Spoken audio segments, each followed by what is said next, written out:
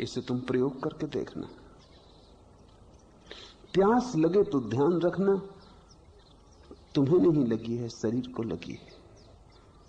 बुद्ध अपने भिक्षुओं को कहते थे, जब भी कोई तुम्हें चीज ज्यादा सताने लगे तो 3 बार ध्यान करके 3 बार कहना प्यास प्यास प्यास, और तुम पाओगे प्यास अलग हो गई।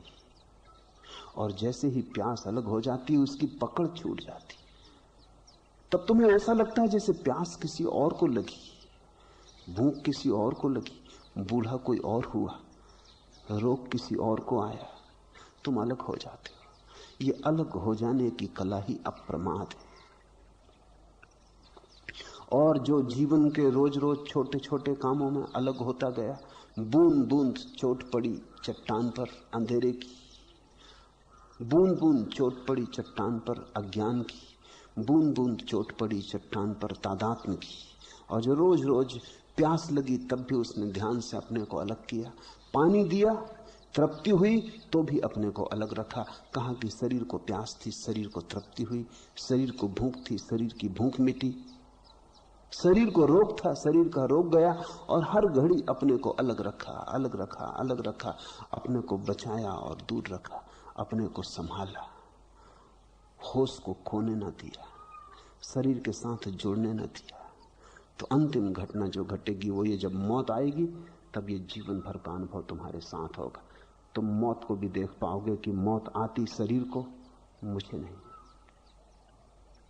लेकिन इसे आज से साधोगे तो ही मौत में सध पाएगा। ऐसा मत सोचना कि मरते वक्त ही साध लेंगे। जब प्यास में न सधेगा तो मौत में कैसे सधेगा? जब सिर दर्द में न सधेगा तो मौत में कैसे सधेगा? भूख में कोई मर नहीं जाता है एक दिन में। अगर आदमी भूखा रहे 3 महीने तब मरेगा। जब एक दिन की भूख में न सधा और तुम खो गए और एक हो गए शरीर के साथ, तो मृत्यु में कैसे सधेगा? मृत्यु में तो चेतना शरीर से पूरी तरह अलग होगी और तुम्हारा ध्यान शरीर पर रहेगा, क्योंकि जिंदगी भर उसी का अभ्यास किया, उसी का सम्मोहन किया। तो तुम भूल ही जाओगे कि तुम नहीं मर रहे हो, तुम समझोगे कि मैं मर रहा हूं।